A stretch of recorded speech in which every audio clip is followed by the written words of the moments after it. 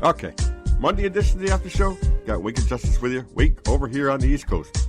And Justice on the west coast of the contiguous United States of America. It is Metaphor Mondays on the After Show. That's right. As I have put on my show notes with a little picture from the great and wondrous, bewildering movie called City of the Dead. Ah, yeah. The basis of fairy tale is in reality, and the basis of reality is fairy tales, so there are no similes allowed. Indeed. Not today. Hey, Wink, how are you doing? Not bad. Not bad. It's 37 degrees, so it's been, it's a little warmer than it's been. It was in the single digits for a couple, 3 days here, but we boosted it back up to 37. I think that's pretty much going to be the high. I don't think it might get up to 40, 41. Mind to get in the chat, just go to netrootsradio.com, scroll down the bottom of the page, and on the right-hand side of the bottom of the page, there is a link to the chat. So click that, join us there. And it sounds like a broken record, and I apologize, but, they said in broadcast school, at least in the one that was in the, Marvel Comics and the little, weird newsprint insert in the middle, you could also find them on matchbook covers. Exactly. Go to Columbia Broadcast School. I'm serious. Yep. Oh, yeah. And they said that you should mention that there is the donate and contribute button to the leftish of wherever your chat room link is. Yeah, exactly. And they even said that way back when, in the first issues of Spider-Man. Yeah, this is going way back, yeah. Talk about prescient. Yeah. And also right next to the Mothers of Invention ad. And yes, indeed, they did have Mothers of Invention ad in the Marvel Comics and that insert, newsprint insert in the middle. They stapled it in. It wasn't just it was part of the magazine, but was unlike the rest. And right next to the Mothers of Invention ad, the little box ad, is a note that you can get after show pods by way of Spreaker.com and the raw data file, and the more perfected files will come later on Podbean, iTunes, etc., etc., etc. Oh, yeah. Which reminds me, I'm getting a new chair delivered. This one, the hydraulics have just... might shut. It stays for a bit, but right at this very moment, it happens to want to do its little sinking thing. It doesn't just fall. It, kind of sinks over time. Next thing you know, you're looking up at the microphone instead of looking down. Yep. And I don't know. But, so sorry if you hear these grunting noises and some sort of weird mechanical sound. That's me just adjusting the seat in hopes that it will lock this time for the rest of the show. Right. But I do have a chair coming, and it should be here soon. Very good. Yeah. Well, here along the banks of the Rogue River Valley of Southern Oregon, the forecast from about 12 miles down the road says it's 31.7. But my garden thermometers say it's a little more like 28 degrees. And I have really big snowflakes falling down, about 3 to 4 inches of snow on the ground. I decided to put in one of those thermometers that also has a snow gauge. That's where I live now, Wink. I used to live in I used to live in what we call the Paris of the West Coast. Oh, yeah. San Francisco. Yeah, don't tell people from Paris that. They'll just look at you and go, "Where's that again?" Yeah. And they recognize New York, right? But pretty much everywhere else, the people in the know will, passingly say, "Oh yeah, San Francisco is very lovely," but no one from Paris will compare anything to Paris, really. Okay. But we still like to call San Francisco the Paris of the West Coast. And it was rare that you ever had snow in the Bay Area. So Right. And I don't live there anymore. So I kind of miss it. You had stormy weather, but the snow was, east in the Sierras, Right. Keep it there. Now I'm in the Cascades. What are you going to do? Siskiyou's Cascades. that transition. Oh boy, what a weekend, Wink. What a weekend. Yeah, yeah. So much happens. It's like, you get inundated with, the weekend. Usually it was like weekend was a time to rest. Right. And in fact, Trump's own aides had no plan to have to come out and say, we still don't know what the hell he's talking about. I mean, they couldn't even get out in front of that. They couldn't formulate that message. They should just have that on a template. Come out and say, we can't speak for the President of the United States. Well, why are you here? That's right. I don't know, trying to keep World War III and Armageddon from happening. I don't know. Because I think that's their only reason for being there is that, this is the stuff that gets people blown up and they wake up like in nuclear dust. Yeah. And I'm not saying that they wake up in nuclear dust. They are the nuclear dust. Exactly. Yep. And if there's consciousness after that, then I don't know. This is quite a universe, I'll say. Quite a universe. So Trump says he's been wiretapped and he's blaming Obama. Now, get this. So they can't find a FISA warrant, right?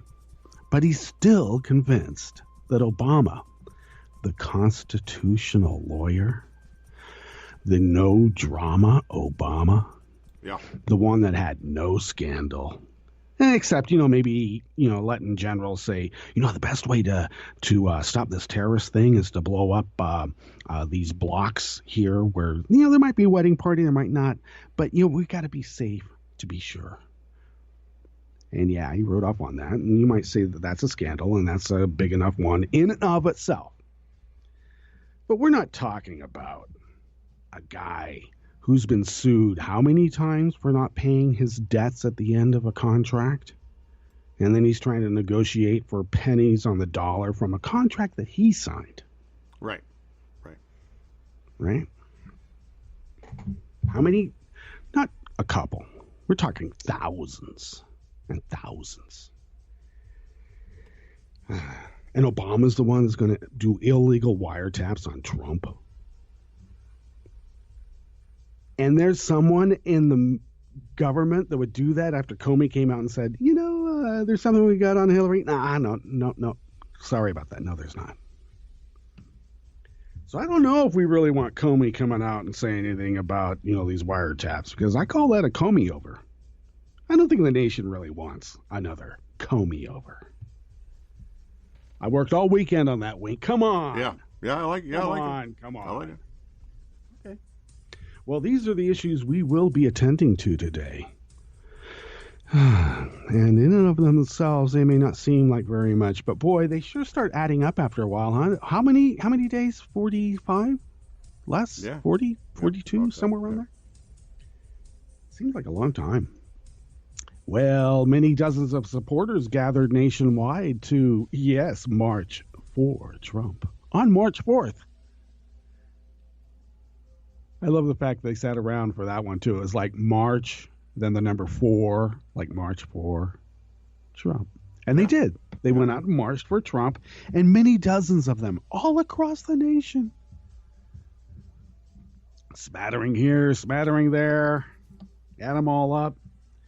And I would say buyer's remorse. Yep. Speaking of buyer's remorse, complaining of going broke, West Palm Beach, Florida business owners wish Trump would stop spending his weekends there. I don't blame him. He didn't like him before he was president. Now it's worse. And you know what? He knows that, and he's sticking it to him. Because that's the way he is. He's a vindictive, petty... And we've addressed this issue in other fashions, but boy, to see it just, hitting you right in the face. Over 60,000 detained immigrants file a class action suit against Geo Group, formerly known as Wackenhut. Yeah, Wackenhut. And of course, ICE, otherwise known as the Immigrant Customs Enforcement Agency. Yeah. For violating anti-slavery laws. Ah, yeah, there you go. So that is how we are going to offset the losses that we will have from deporting and or holding and detaining these people until such time they're used up and we can kick them back to their own country if they are still able to be kicked there? Huh. Where have I seen that before? Interesting. For the last half wink, we're going to report that the National Endowment for the Arts' measly millions actually keeps America's museums alive. And I would say if you keep America's museums alive, you keep America's culture alive. And if you're trying to defund America's museums, I think you're trying to get rid of American culture. But that's just me. And if Trump is the latest proof that the medium is the message, well, I just happen to have Mark Twain right here. All that, plus the Connect, Unite, Act Daily Codes community calendar and more on the after show with that ever so fine fellow on the East Coast with his ever so subtle East Coastal elitism, and his name is Wink. And this guy all the way back over here on the West Coast with my barely restrained elitism, and I don't know who, Studs Terkel? I'm not gravelly enough to be Studs Terkel, huh? Nah, I don't know. Some sort of sleazy FM sports jock, if you could get one of those. And my name is Justice, and we do this 5 days a week for an hour-ish in this particular and specific tear in the fabric of space-time, because who loves you, baby? That's right. You know, a specific and particular tear in the fabric of space-time means that, hey, to create order, you have to first measure it. Once you measure something, Wink, then it exists. That's the first rule of quantum mechanics. If you can measure it, it then exists. Not it exists before you measure it. Right. Okay, keep remembering that. That'll give you solace in the void of space. Yeah, I saw The Martian. It was on like HBO or something. I don't know, one of these. You know, I got a new TV service and stuff. So right. So so I got to see like a relatively recent movie and stuff, and it was fairly interesting. And I don't know, U.S. centric kind of way of everybody came to America's aid. Oh, it was actually kind of cute. Matt Damon movie. Yeah, Matt Damon. It was actually kind of cute. Yep. Our mortal enemies, the Red Chinese, because they're in the red now, right? Yeah. Or maybe they've changed around. Maybe I've missed. They're not really in the red. They're making everybody else in the red. Pretty much, yeah. At least, that was the premise in this movie. And then, human life is human life. You got the technology. Maybe we can come together and make an agreement. And they did. And the day was saved. I still like Independence Day. Boy. That's pretty good. Pretty good swashbuckler right there. I'm only kidding, but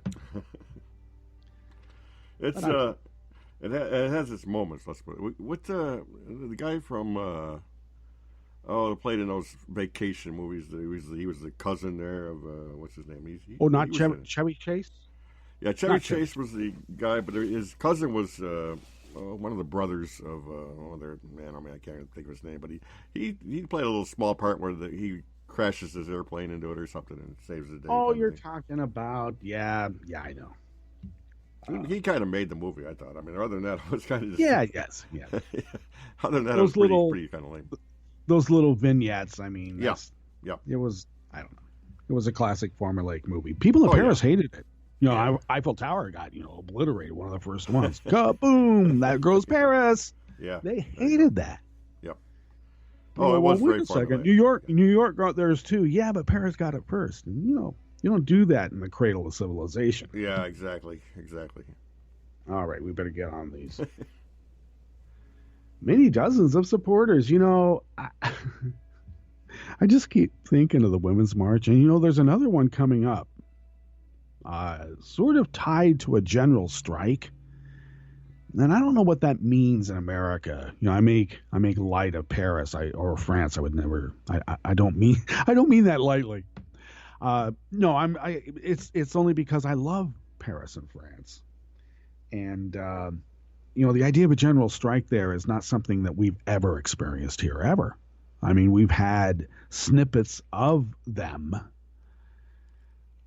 but not in, I guess we would call modern times. Yeah, and not So nationwide either.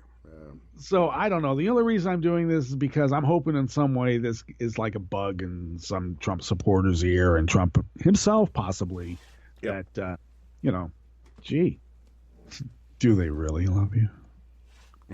And this is by Adam Peck out of Think Progress. As many people are trying to wrap their heads around Donald Trump's early morning tweet storm accusing President Obama of wiretapping him, small pockets of supporters gathered to show the world their overwhelming response to the historic turnout for the Women's March at rallies across the country. They fell just a bit short. They had all this time to plan and get it all together, too. This is what cracks me up. I mean, it's kind of funny. The Women's March arose rather quickly and organically, and really just from a lady fantasizing and wishing to a few friends on Facebook late at night, and those few friends pass it on to a few of their friends, and a few of their friends pass it on to a few of their friends, and the next thing you know, a few of their friends and millions of their friends also was saying, this might be a good idea. She woke up to this. That's what cracks me up. So you would think, like with a group like Freedom Works, I mean, that's who put the Tea Party on. They were able to draw, at least 10,000s. Come on. Nashville, Tennessee appeared to be one of the larger gatherings on Saturday morning. Trump supporters there tweeted images of what looked like a decent-sized crowd in front of the state capitol. But pulled back a bit further, and the turnout appears less remarkable than at first glance. And then there's some photos, and these links are at my show notes, of course. And, they don't look so big. That's the other one, too, is that when a lot of these photographs do get disseminated, across the media, it's at ground level. So you see what you think is a large crowd, but you really only see maybe 3 or 4 people, and you see arms and legs, and you think it's a lot. Then you pull back a little bit, and you go, maybe they got 15. Maybe that crowd's 30, right? So then you can get away with calling it scores, I suppose. Yeah.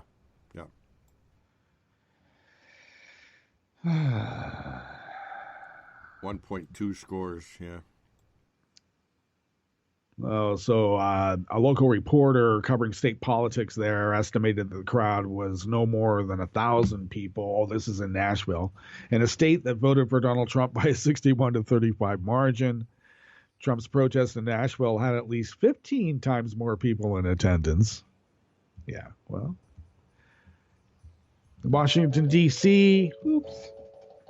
In Washington, D.C., where supporters hoped for turnout rivaling the roughly 700,000 that turned out to protest the day after Trump's inauguration.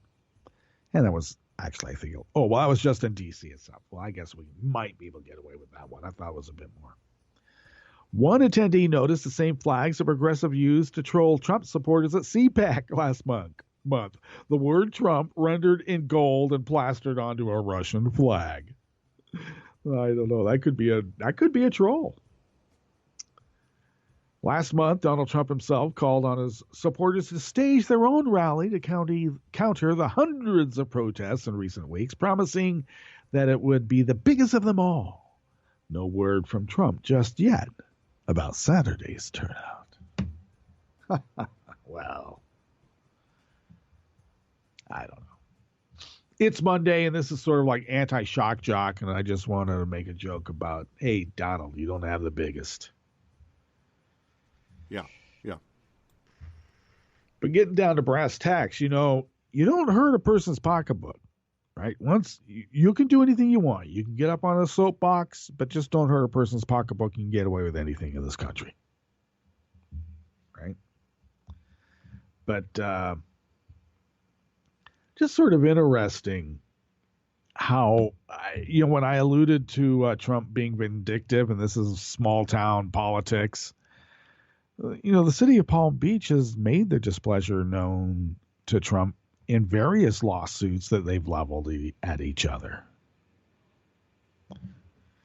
So I sometimes wonder, knowing, I mean, and think about sticking it to Manhattan, right? Because, Melania still is living there, and he does show up every now and then. But that's a 24-hour, 24/7, thing going on there, right? Right now, at least. And I just sometimes wonder if it's because he's sticking to the people that never really accepted him. Yeah, could be. Yeah. He's only said as much, that he relishes the idea of having the kind of power to be able to get back at people that harmed him. His surrogates went out and said the people who are his loudest critics will soon be made to bow to Donald Trump. This is by David Edwards out of Raw Story. Residents and business owners in West Palm Beach complained over the weekend that Donald Trump's frequent trips to his Mar-a-Lago resort are making their lives miserable. NBC News reported that Trump's weekend visits were not only expensive for the taxpayers, but the safety measures implemented by the Secret Service are also costing local business owners big. And I need to break in here a little bit. They blame this on the Secret Service, but Trump has a coterie of his own personal bodyguards, and they get mistaken for Secret Service all the time. And they can go in and actually violate constitutional protections because they're not really the government.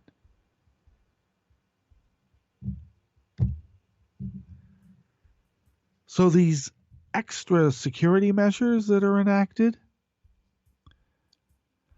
if I was of a mind, and, being a fiction writer, sometimes you have to step into these kinds of binds.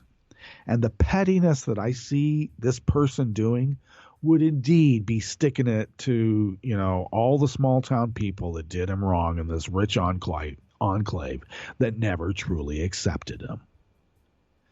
Oh, you mean so-and-so who filed suit against me because they said their chandeliers were going to be the best in the world, and I said they weren't the best in the world, and so therefore they're not, and I don't have to pay for things that are not best in the world. You mean that person?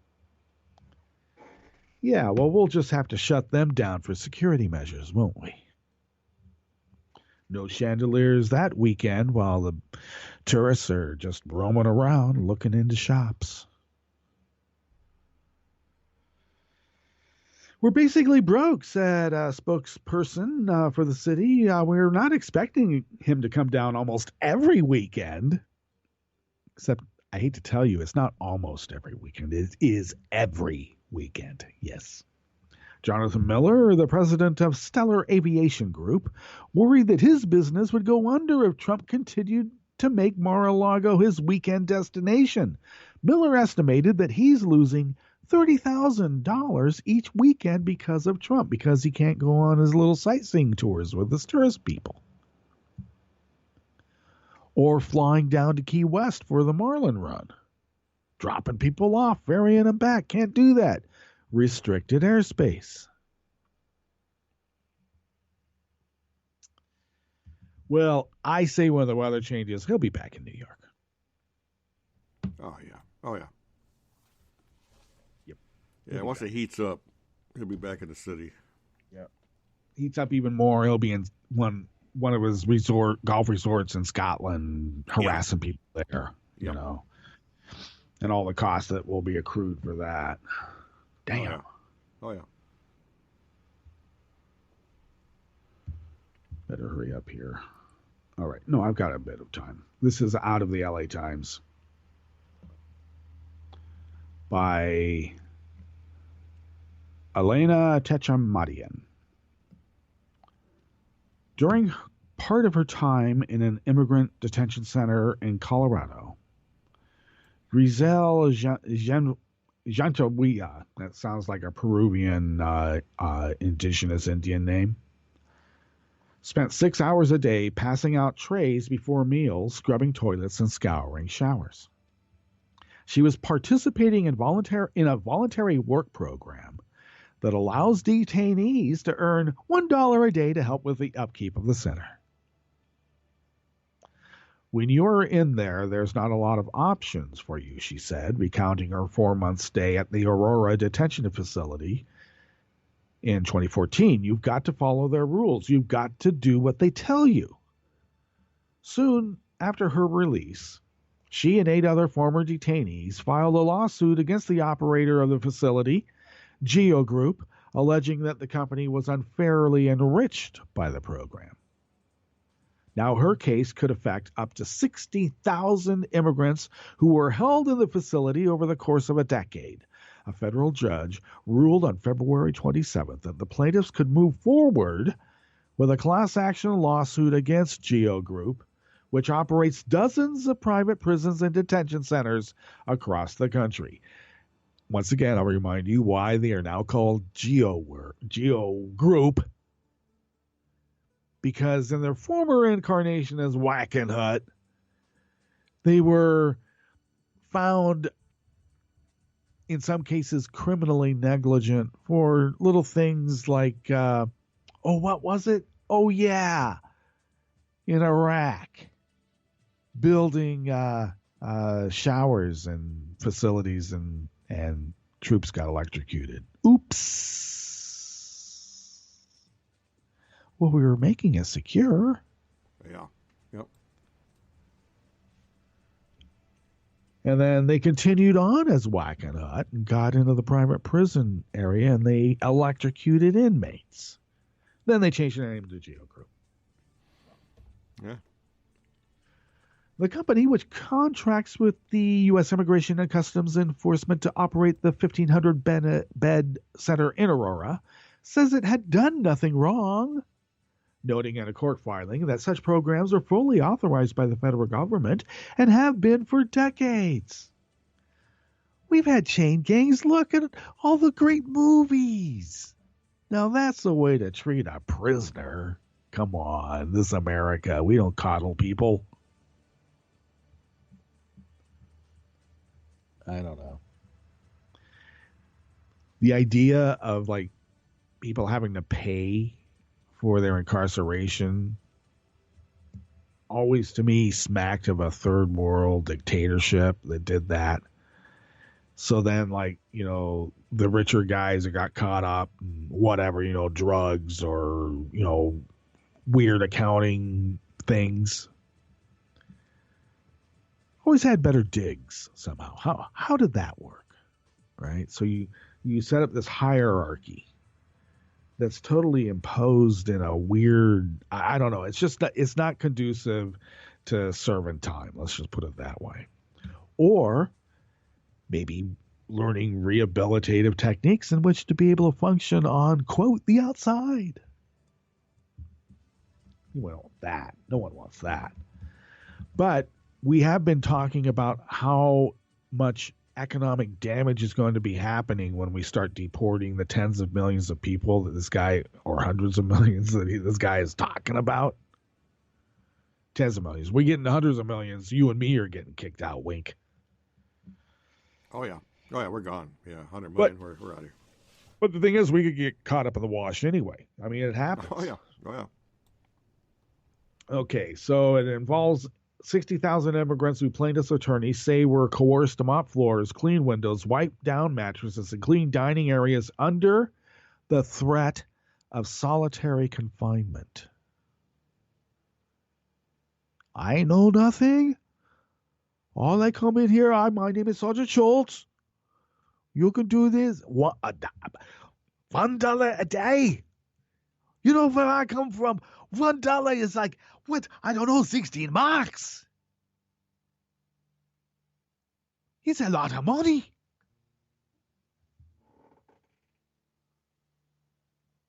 I wasn't being a violator of human rights. I was just doing my job. So I hope that those people in Wackenhut and Nice all remember that, because, I think the Nuremberg trials are going to be resonating very soon. In this reporter's opinion, of course. With any luck at all, yeah.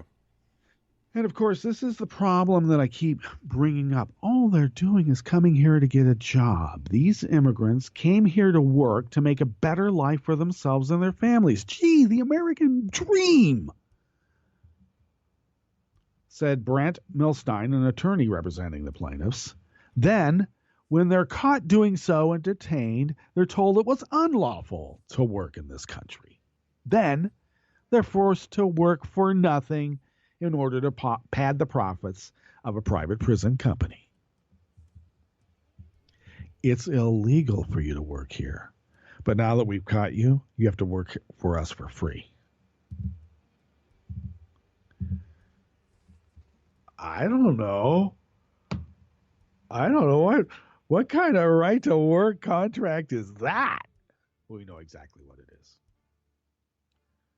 The class action lawsuit could have significant implications for the company, which stands to lose more now than if the lawsuit had moved forward with just 9 plaintiffs.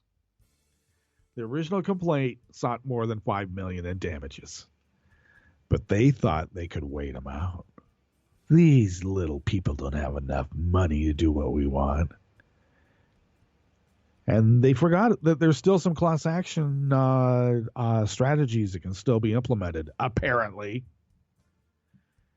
It's wrong to force anybody to work under threat of solitary confinement for no pay. That's just wrong, Milstein said. Society seems to accept it more easily if that person is convicted of a serious crime like rape or murder. Society should not accept it at all when people are being held only on civil immigration charges.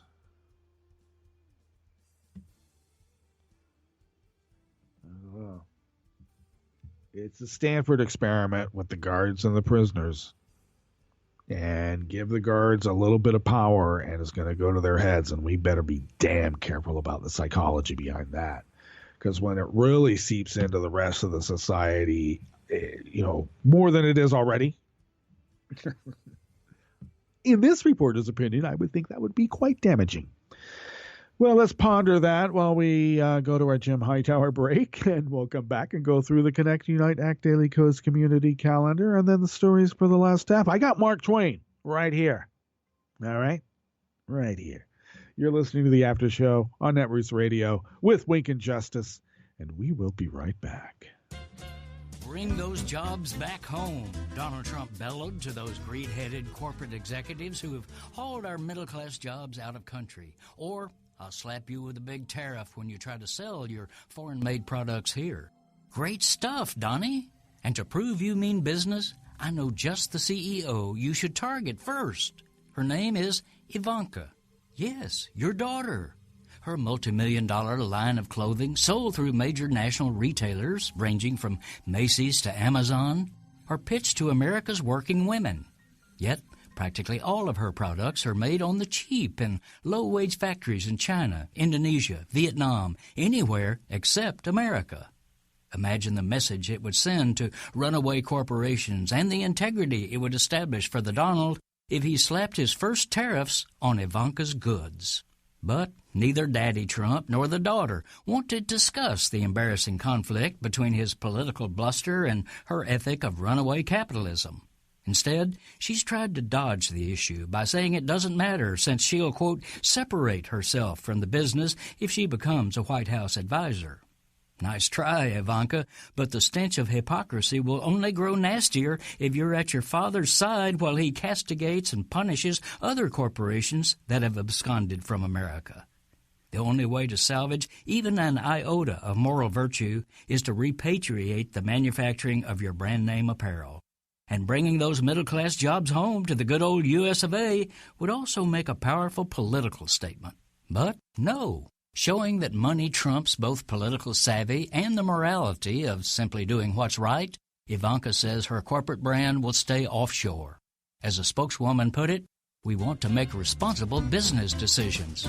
This is Jim Hightower saying, really? How does that make America great again? Need an antidote to the progressive blues? Want some good news about how grassroots folks are rebelling against the corporate powers and winning? Well, here's an easy-to-swallow pill for you. The Hightower Lowdown.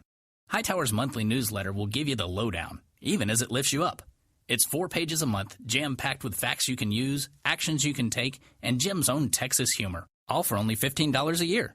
To become a lowdowner, go to hightowerlowdown.org. You are listening to netrootsradio.com. Please hang up and try again.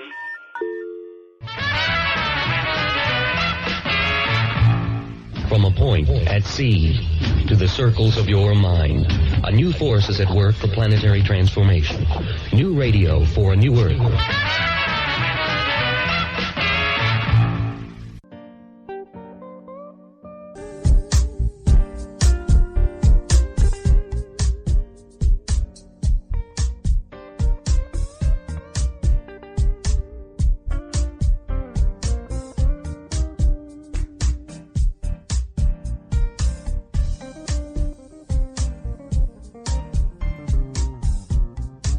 Okay, we're back.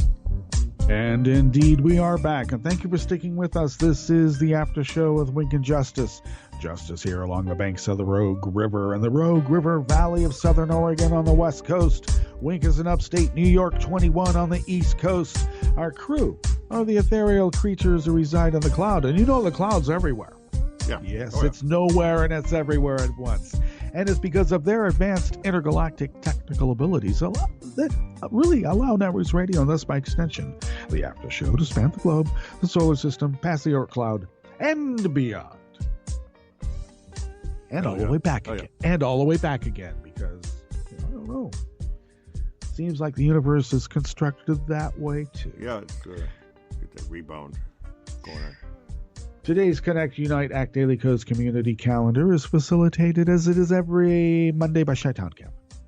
And he has actually a very poignant story about two little kids. I look like they're first or second graders. And one's white, one's black.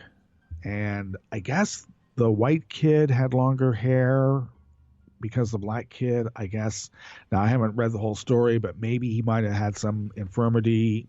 I don't know if it was chemo or whatnot. But something was taught or something was said about, like this kid should understand that he's different than this other kid. And he was so offended by that. We're not different. We're best friends.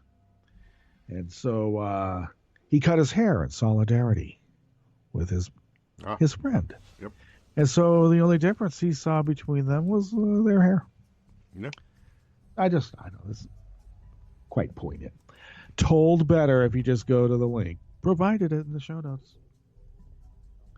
And you can find that, I think, most easily. Go to the Netroots Radio Facebook page, and I put up a narrative, but also a link to the show notes on Daily Coast.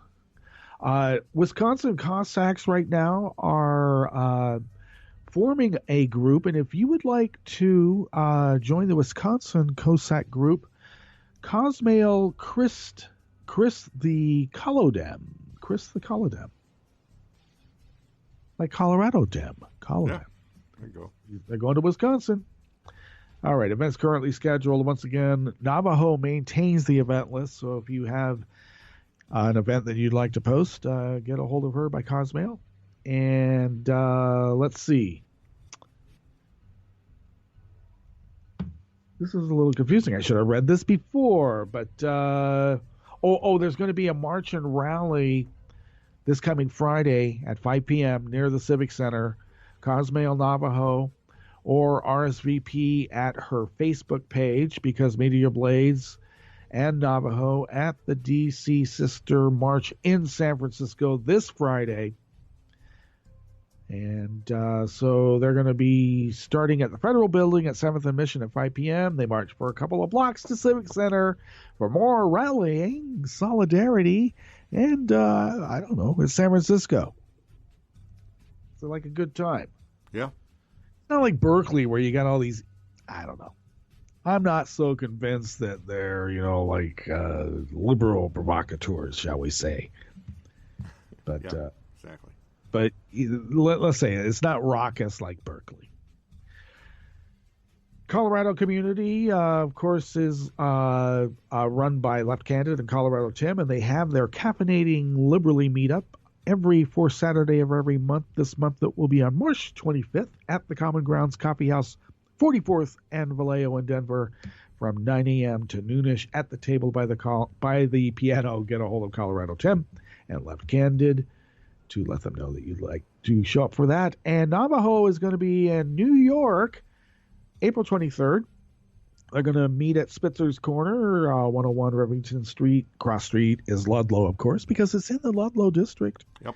And Cosmail Navajo to RSVP. And she already has quite a few people, so let them know. Yep. Thinking Fella and Ojibwa are organizing the third Epic Glacier National Park meetup, and that's from June 30th to July 2nd. And very important planning details need to be known in a diary provided at the links that are provided. Boy, they have quite a few people showing up for that. And mark your calendars for Netroots Nation 2017, August 9th. Wednesday is the annual Cheers and Jeers dinner. And location to be determined.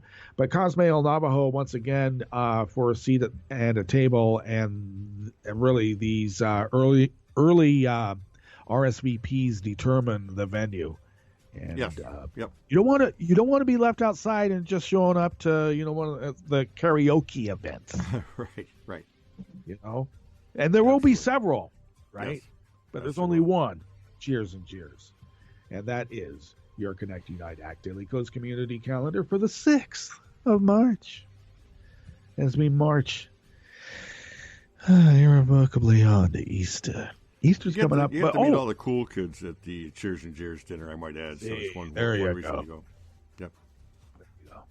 But I don't know. Atlanta in August. Yeah, I know. Yeah. Well, we were in Phoenix. Yes, we were. Yes, we were. We were in Phoenix. Oh my goodness, yeah. That was great too. I wouldn't want to live there, I guess, but it was a great weekend. No doubt about it. Actually, it's some really good food. Yes. Very much so, and not just Southwestern food either. We had some Vietnamese. Yeah, we had a really nice Vietnamese, yes. Well priced. Yep. But I think it had some culinary chops myself, and I don't think I'm a harsh critic, but I give people A's for effort all the time. Oh yeah. But if it's too salty, effort's nice, but it sucks. But yeah. They worked. They tried hard. But no, they had culinary chops, and sometimes I'm not expecting that in particular locales. Right. Okay. The National Endowment for the Arts, Measly Millions. This is by Robert Eklund, out of the conversation. Of course, you only get these out of like Australian-based, comprehensive type literary organs. And Robert Eklund is an eminent scholar and professor of economics emeritus at Auburn University. Yes, that Auburn here, but he's published in the Australian paper. Just let you know.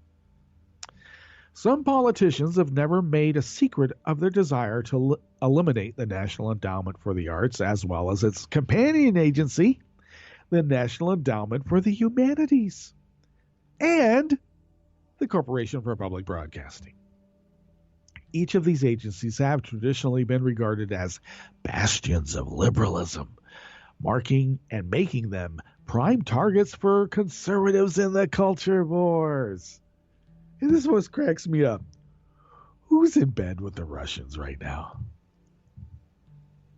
Is it the hippies talking about, the harm in an overemphasis in materialism? Not that hippies were, removed from material, whatever. Right. But I'm just saying, right? Was it the hippies that were kicked continuously and continue to be kicked now? Or was it the silent majority silently waving their flags back and forth saying, my country right or wrong, and I have no idea what my country is because we stopped going to school and learning about that stuff long time ago? Gosh, I sound like a cynic. My. Okay, back to the Professor Emeritus. While I would dispute that while I would dispute that characterization, opponents' ostensible reason for killing off the NEA in particular is equally flimsy. Cost savings. You always hear about that. We don't need to spend that much money on the arts. You're not spending anything on the arts. Yeah, well, it's still too much. This isn't really addressed in this particular article, but it does fall under the aegis of the general anti-intellectualism fervor that has always been sometimes very rampant, sometimes just an undertone. Well, it's way more than an undertone now, right? And wanting to defund the arts once again is an example of that. Okay, so costing taxpayers $148 million in fiscal year 2016. The NEA made up a minuscule fraction of the $3.9 trillion the U.S. government spent.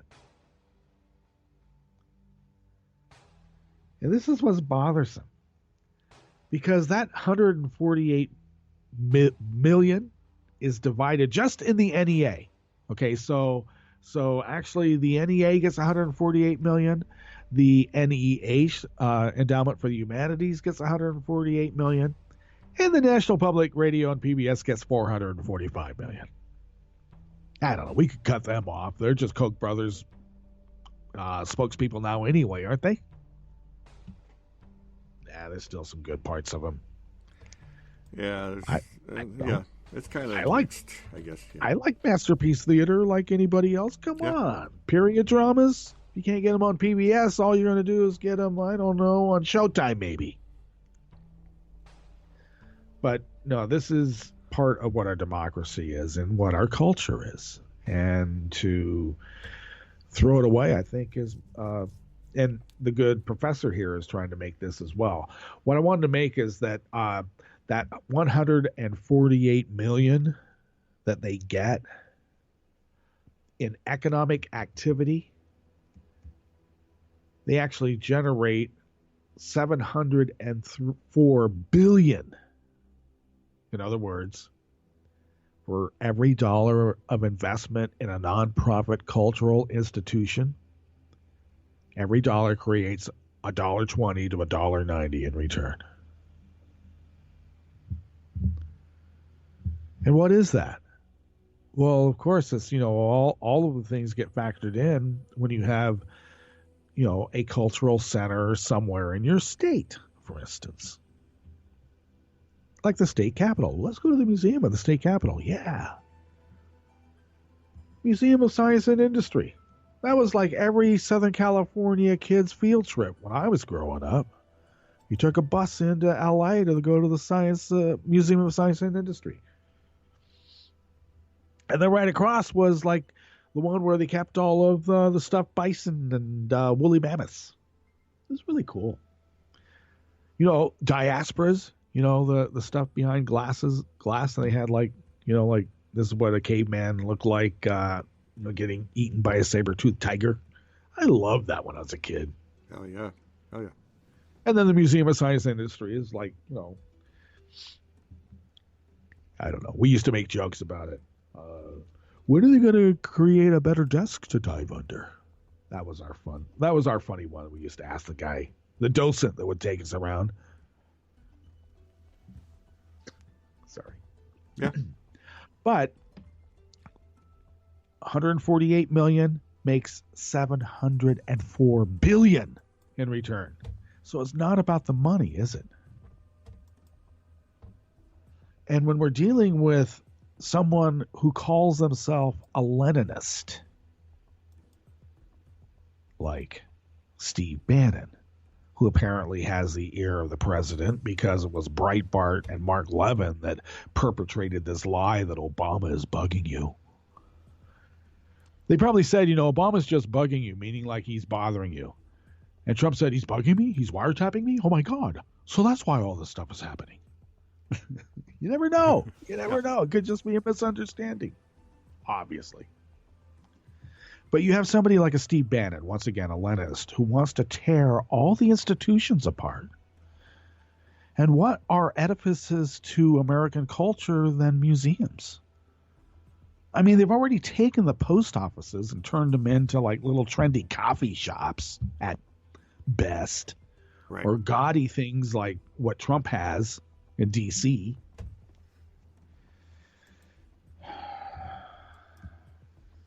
I don't know.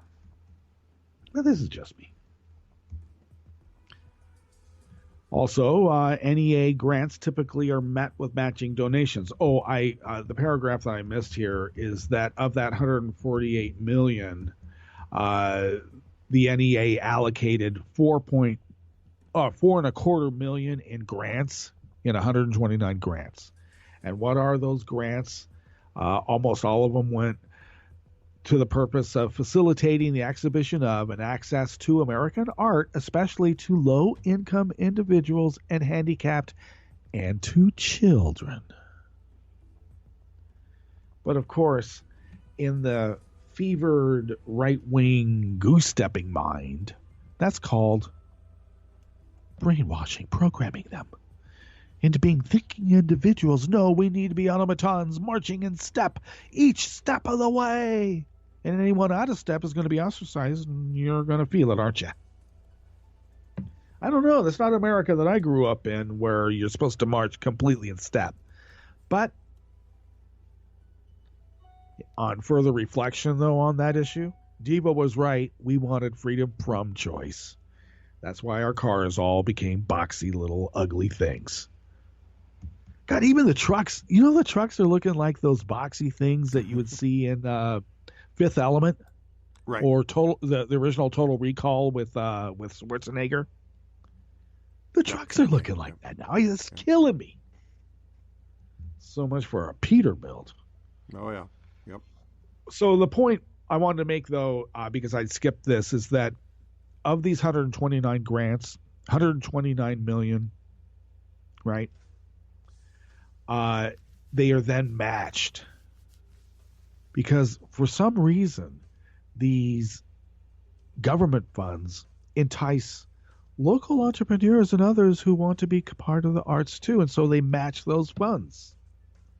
And in some cases, for every dollar, $9 is matched to everyone through a combination of state, local, and private sources. I don't know. It seems like a moneymaker. But that's not, once again, the good professor isn't really attacking the issue here about what this really is, and it's to tear down the institutions by an avowed Leninist who says all of it must go, and at best I'll groove on the rubble, we'll figure out about it later. Right. He does finish up with a Winston Churchill quote, purportedly opined when it was suggested that the arts be cut from government funds to help the war effort during World War II. Churchill said, then, what are we fighting for? And the links between museum prosperity and American culture are also worth that effort. Once again, Robert Eklund, eminent scholar and professor of economics, Auburn University. Okay. Medium as a message? You think as Marshall McLuhan has said that. Indeed, he did. But a lot of people have been wondering what Mark Twain would say. I know I have. And I have his books right behind me right now, as a matter of fact. This is by... oops. Come on down. I'm sorry here. This is by Jeffrey Wasserstrom, professor of Chinese and World History, University of California at Irvine, by way, once again, the conversation out of the Australian area. Thanks to criticisms they've leveled in articles, interviews, tweets, and letters to the editor, we know that many contemporary authors, from Philip Roth to J.K. Rowling, have a dim view of Donald J. Trump. But what would leading writers of the past made of him? We can only speculate, well, until someone invents a Rowling-like potion capable of bringing long-dead writers back to life. But if I could ask one dead writer what he thinks of Trump, it would be Mark Twain, my favorite American author and someone whose travel articles I've written, and the professor here has written about in the past. While Twain is best known for his novels, He was also an opinionated, prolific commentator on the personalities and political issues of the day. I have to say, I was very lucky because the Mark Twain papers are at the UC Berkeley Library. And being the son of a fairly well-known academic, if I wasn't able to go in there by myself, I could go in as a guest with my dad.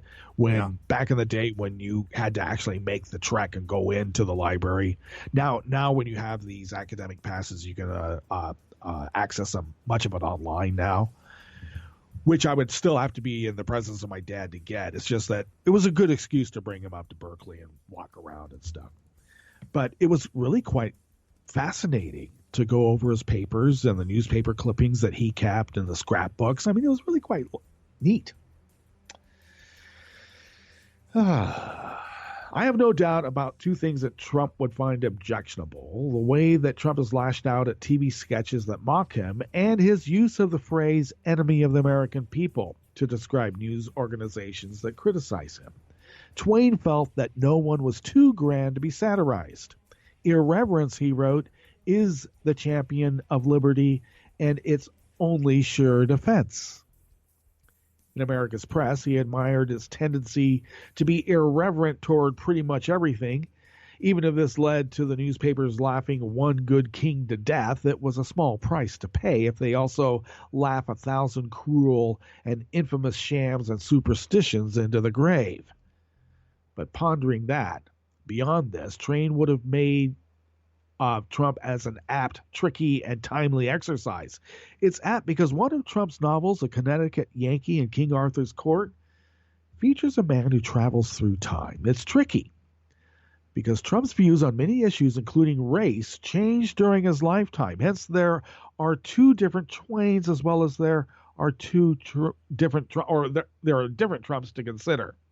Finally, imagining how Twain would view Trump as timely, because when some have tried to look to history for an equivalent political moment, they'll sometimes point to two decades, the 1880s and the 1900s, that happened to also be important in Twain's life and career.